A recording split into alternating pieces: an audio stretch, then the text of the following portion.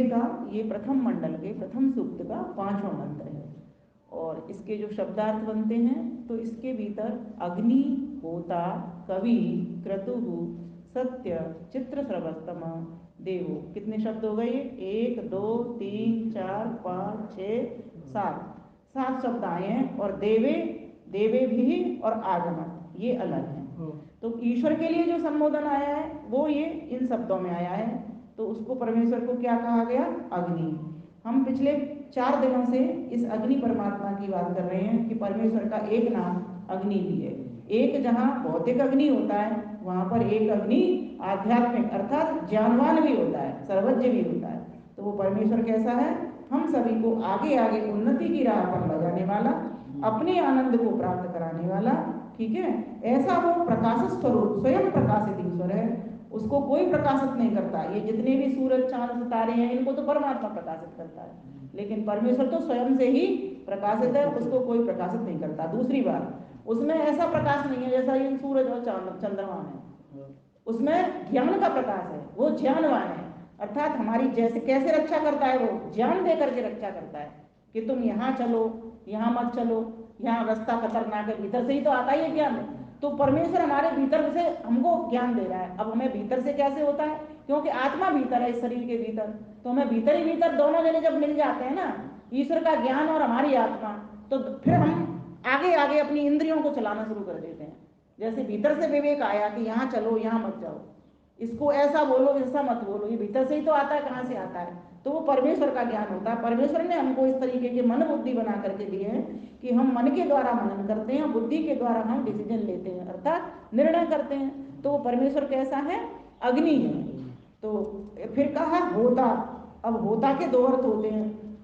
होता जब परमात्मा सृष्टि को रचता है तब तो सारी सामग्री को बना करके हमको दे देता है, और फिर जब सृष्टि को बंद करता, प्रलय करता है, तब उसके बाद में सारे सामान को ले लेता है। तो परमेश्वर कैसा है? होता, अर्थात ग्रहीता भी है, अपने सामान को देना, सामान को लेना, है ना। इस प्रकार से वो काम करता है। क्या मतलब निकला इसका?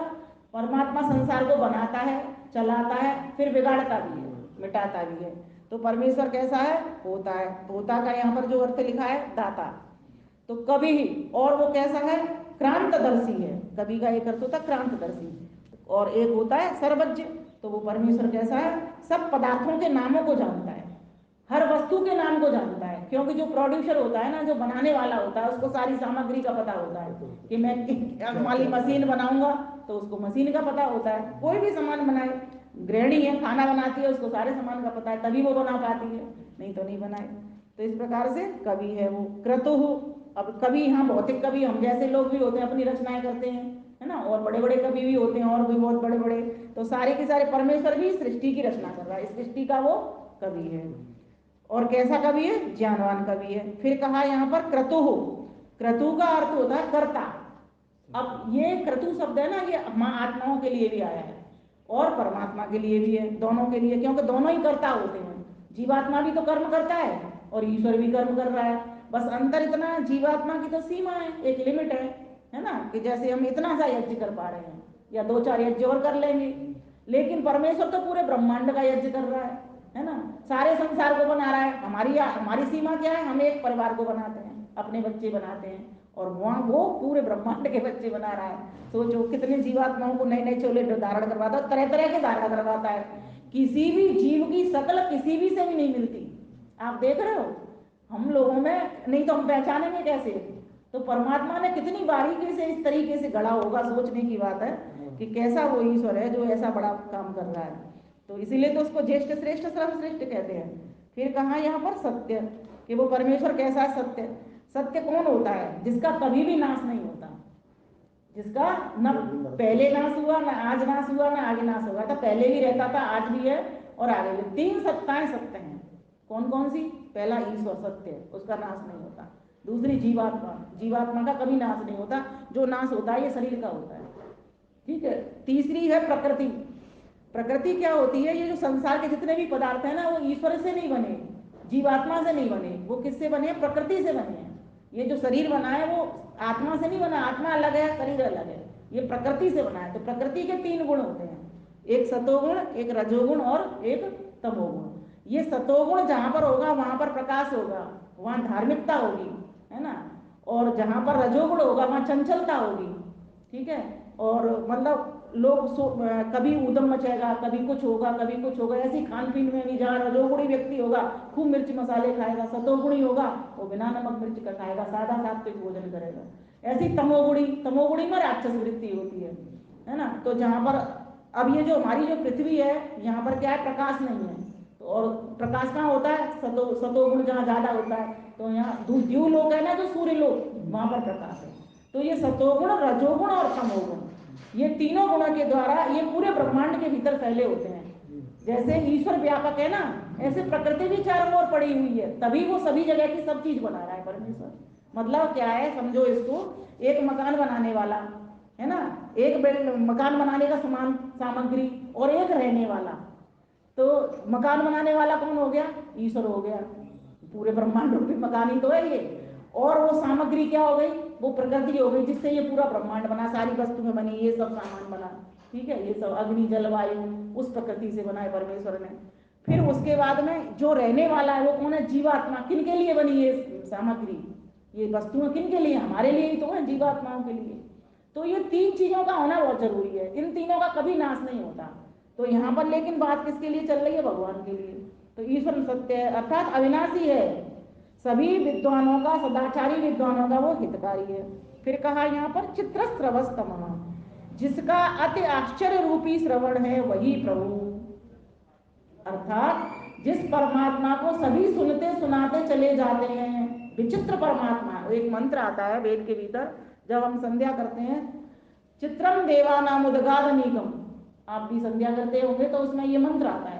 तो परमेश्वर कैसा चित्र, उसने तरह तरह के आश्चर्यजनक चित्र बनाए हुए हैं, कभी हम कल्पना ही नहीं कर सकते। अपनी आंखों की बिन्नी को देखो, ये कैसे बनाया, कौन सी ब्रुश है उसके पास, कौन सा कलर है उसके पास, सोचो। और हमारी त्वचा में अंतर देख लो, आपकी देख लो, मेरी देख लो, किसी और की देख लो, अब यहाँ की देख लो, यहाँ की देख लो, सब में सब कुछ बिल्कुल अलग अलग बना दिया परमेश्वर ने। तो ये कैसे कर रहा है, मात्र कहते हैं प्रकृति के तो तीन ही रंग होते हैं, एक श्वेत होता है, एक लाल होता है, एक कृष्ण काला होता है। बस तीन रंगों से इतने सारे रंग बना देता है, काला, लाल, सफेद। तीन रंगों से पूरा ये इतना सारा ब्रह्मांड के तरह तरह के कलर आ गए, सूरज के कितनी किरणें निकला करती हैं। तो ये ऐसा परमेश्वर है, और जिसको हम सभी को सुनना चाहिए कि वो कोई शक्ति तो है जो ऐसे सारे काम को कर रही है।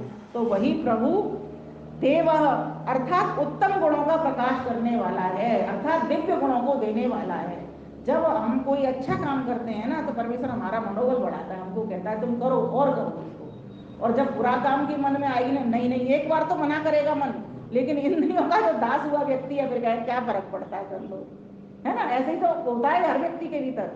लेकिन जो व्यक्ति परमात्मा की पहली आवाज को सुनने वाला होता है और उसी के अनुसार चलने वाला होता है, वही परमात्मा का भक्त होता है। फिर यहाँ पर ये शब्द, ये जितने भी गुण आए ना, देव तक, ये तो ईश्वर के लिए आए।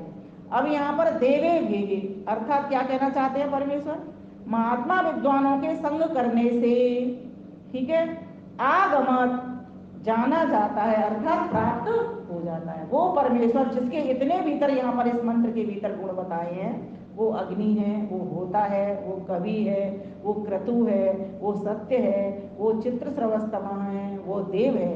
इतने सारे गुण, 1 2 3 4 5 6 7 7 गुण, ये जो आए हैं मंत्र के भीतर 7 आए, ऐसा नहीं है कि सिर्फ 7 ही गुण है, अनंत गुण का कर्म वाला है वो तो परमेश्वर। लेकिन इस मंत्र के भीतर जो 7 गुण बताए, महत्वपूर्ण है ये गुण। तो हमको इन गुणों को अपने जीवन में धारण करना चाहिए। हम कैसे करेंगे, तो हम ध्यान करेंगे ना कि प्रभु आप अग्नि हो, प्रकाश स्वरूप हो, सभी को प्रकाश दे रहे हो, सभी को ज्ञान दे रहे हो।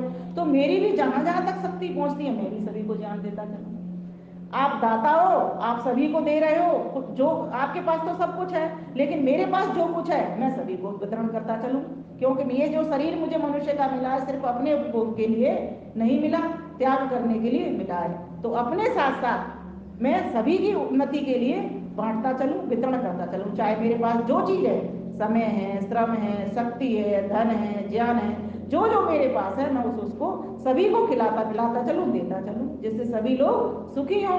क्योंकि सभी के सुख में मनुष्य एक सामाजिक प्राणी होने के नाते अपना सुख होता है। तो और कवि है आप प्रभु, तो मैं भी कवि बन जाऊं, आप सभी कुछ जानने वाले हैं। मेरी शक्ति जहाँ तक पहुँच पाती है आपको प्राप्त करने के लिए, मेरा एकमात्र उद्देश्य हो कि मैं आपका वर्णन करूँ।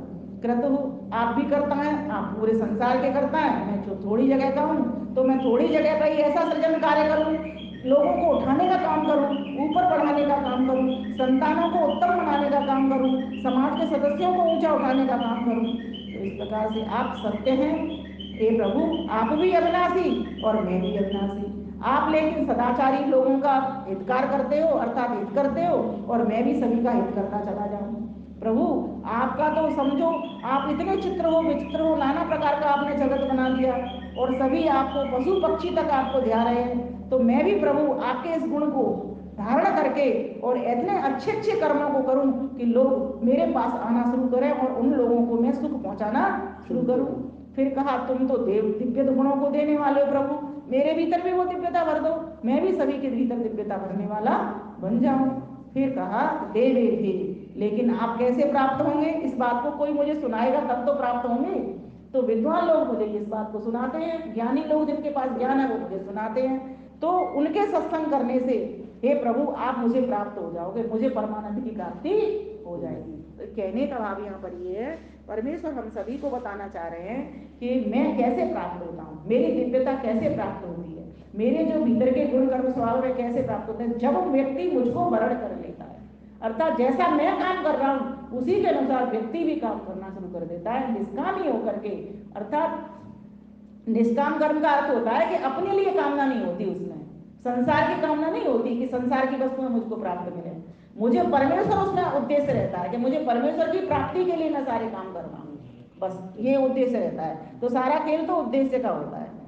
विमल वेद की कहती वाणी, श्रवण करे तो ज्ञान हो प्राणी। विमल वेद की पावन वाणी, श्रवण करे तो ज्ञान हो प्राणी।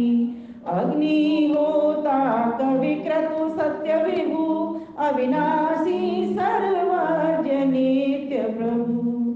अग्नि होता कवि क्रतु सत्य विभु, अविनाशी सर्वज्ञ नित्य प्रभु। संतों संग सत्संग करे जो, सच्चिदानंद फिर क्यों न वरे वो। संतों संग सत्संग करे जो, सच्चिदानंद फिर क्यों न वरे वो। विमल वेद की पावन वाणी, श्रवण करे तो ज्ञान हो प्राणी। श्रवण करे तो ज्ञान हो प्राणी। हे प्रभु आपके अनंत गुण कर्म स्वभाव होने से आपके नाम भी अनेक हैं। जैसे सबके प्रकाशक, सर्वत्र व्यापक, सबके अग्रणी होने आदि से आपका एक नाम अग्नि है, तो सृष्टि काल में सब कुछ देने वाला होने से एवं प्रलय काल में सब कुछ ले लेने वाला होने से आपका एक नाम होता ही है। ऐसे ही है प्रभु सर्वज्ञ वेद रूप काव्य की रचना करने वाला होने से आपका एक नाम कवि भी है। समस्त जगत के निर्माण करता, वह हर समय सबके कर्मों को देखते हुए सबको कर्म फल प्रदान करने वाला होने से आपका एक नाम क्रतु भी है। हे परमेश्वर आप सत्य स्वरूप एक सत्तावान चेतन पदार्थ हैं, जो अविनाशी होते हुए तीनों कालों में अपनी सत्ता में सर्वत्र विराजमान रहते हैं। हे प्रभु आप आश्चर्यजनक श्रवण शक्ति रखने वाले हैं, सबकी सुनते हैं, बहरे की भी सुनते हैं, गूंगे की भी सुनते हैं, एवं एक साथ असंख्य लोगों की पुकार को सुनने वाले हैं। मनुष्य की एक सीमा होती है, कुछ दूरी तक की बात सुनता है, कुछ लोगों की बात सुनता है। यहीं से समझ लो परमेश्वर असीम है, अनलिमिटेड है, मनुष्य लिमिटेड है। इसी से पता लग जाता है। कृपा करके अपने दिव्य गुणों के साथ आप हमारे हृदय में विराजमान होइए। हे प्रभु आप तो देवों के देव हैं, असंख्य लोगों की पुकार को सुनने वाले हैं। इस प्रकार ईश्वर के अनेकों कर्म होने से, उसके गुण असंख्य होने से वह हमारे संबंध भी अनेक हैं। एक ईश्वर के अनेकों नाम होते हैं। एक ईश्वर ही हमारा माता पिता भाई बंधु गुरु राजा उपास्य आराध्य सब कुछ है। हम उसके पुत्र शिष्य मित्र प्रजा ऐसे ही ईश्वर से हमारे हे प्रभु हमारे आपसे अनेक अनेक संबंध है। हम उन संबंधों को निभाने वाले बने। हे प्रभु प्रातः काल की पावन मधुर बेला में आपके सब अमृत पुत्र पुत्रियां आपसे यही प्रार्थना करते हैं, यही याचना करते हैं, इस आशा के साथ कि आपका मंगलमय हाथ, आपका वरदमय हाथ सदैव हम सबके सिरों पर बना रहे। ओम शांति शांति शांति।